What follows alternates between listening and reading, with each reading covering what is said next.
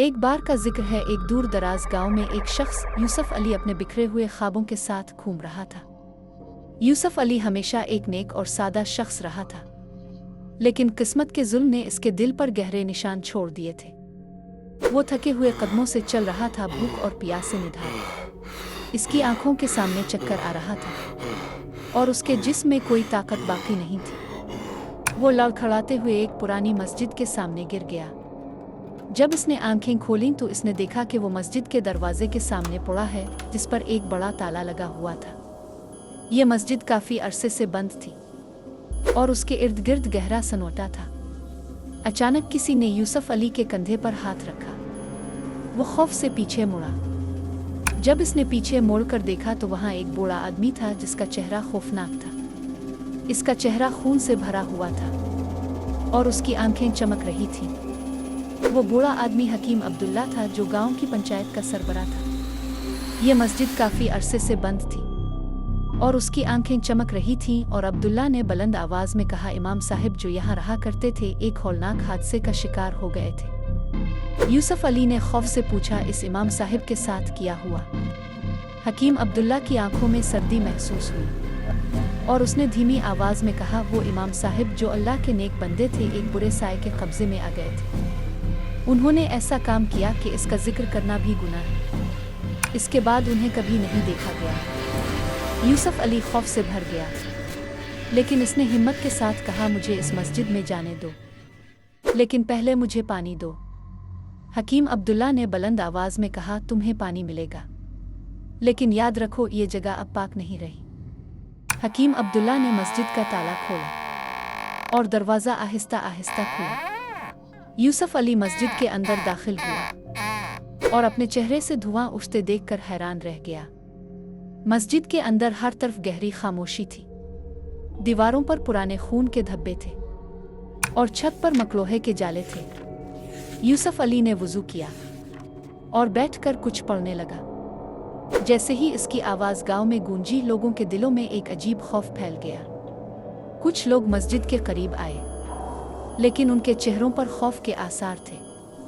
उनकी नज़रें यूसुफ अली पर थीं, जैसे वो कोई अजनबी हो।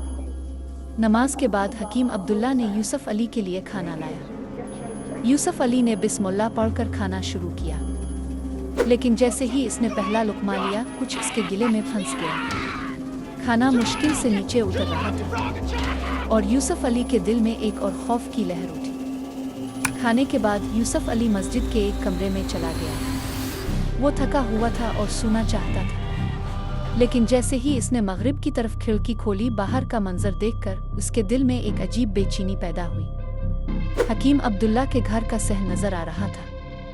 एक नौजवान लड़की ज़ैनब सफाई कर रही थी। ज़ैनब के चेहरे पर एक मुस्कुराहट थी जो इसके दिल में छपी हुई खौफनाक हकीकत को जाहिर कर रही थी। यूसुफ अली ने जल्दी से खिड़की बंद कर दी, लेकिन ज़ैनब का मुस्कुराता चेहरा इसके ख्वाबों में दाखिल हो गया। रात को जब यूसुफ अली ने सोने की कोशिश की, ज़ैनब का चेहरा इसकी आंखों के सामने आया। वो खौफ से उठा और कमरे में इधर उधर देखा, लेकिन वहां कोई नहीं था। इसने नींद से छुटकारा पाने के लिए कुरान की तिलावत शुरू की, लेकिन जैसे ही इसने नींद की, ज़ैनब इसके ख्वाबों में आ गई और अपनी बुराई हंसी से इसे डराया। एक दिन हकीम अब्दुल्ला फिर यूसुफ अली के पास आया और इससे कहा कि इसके बेटे हसन को जिन ने पकड़ लिया है। यूसुफ अली ने हसन पर कुरान की आयत पढ़े और इसे डराया, लेकिन जैसे ही इसने हसन के चेहरे पर पानी छिड़का, हसन की गर्दन खौफनाक तरीके से मुड़ी और उसके मुंह से एक खौफनाक आवाज निकली, तुम कौन हो? मुझे क्यों तंग कर रहे हो? यूसुफ अली के दिल में खौफ का तूफान उठा। इसने जिन से पूछा कि वो कौन है और हसन को क्यों तंग कर रहा है। जिन ने कहा, मैं शिका जिन हूँ और मैं इस लड़के को नहीं छोड़ूंगा। इस और उसके दोस्तों ने मुझे पत्थर मारे हैं और मुझे जख्मी किया है। यूसुफ अली ने जिन को समझाने की कोशिश की, लेकिन जिन ने बुलंद आवाज में कहा, मैं इसे नहीं छोड़ूंगा, मैं इस लड़के से पूरा बदला लूंगा।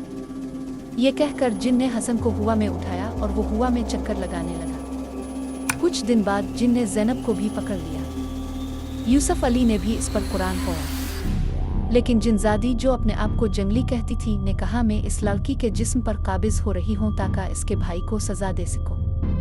यूसुफ अली के दिल में खौफ फैल गया। इसने ज़ैनब की माँ से कहा कि पानी ले आएं। लेकिन जब इसने कहा कि पानी लाओ तो इसने कहा पानी लाओ। इसने ज़ैनब पर पानी डाला। ज़ैनब की आंखें बंद थीं और वो चीखी। इसने अपना सर दीवारों पर मारा और अपने मंगेतर पर हमला किया। यूसुफ अली ने जिनजादी को रोकने की कोशिश की, लेकिन वो इतनी ताकतवर थी कि इसके मंसूबे भी नाकाम हो रहे थे। ज़ैनब के मंगेतर ने गुस्से में आकर रिश्ता तोड़ दिया और ज़ैनब के वालिदैन को यकीन दिलाया कि जिन ने उनकी बेटी पर कब्ज़ा कर लिया है। आखिरकार यूसुफ अली ने ज़ैनब से तन्हाई में बात की और ज़ैनब ने एतराफ़ किया कि इसने ये सारा ड्रामा रिश्ता तोड़ने के लिए किया था। इसने कहा, मौलवी मैं सिर्फ तुम्हारी दुल्हन बनूंगी और मैंने ये सब किया ताकि तुम मेरी हकीकत जान सको। यूसुफ अली के दिल में खौफ और खुशी दोनों मिली जली थी। इसने ज़ैनब के वालिदैन से शादी की बात की और अपनी रजामंदी जाहिर की। जब शादी की तैयारियां हुईं, ज़ैनब खुशी से नाचने लगी। लेकिन यूसुफ अली के दिल में एक खौफनाक सवाल बाकी रहा, क्या जिनजादी जंगली ने वाकई ज़ैनब को अकेला छोड़ दिया? आइए एक और खौफनाक रात की शुरुआत थी।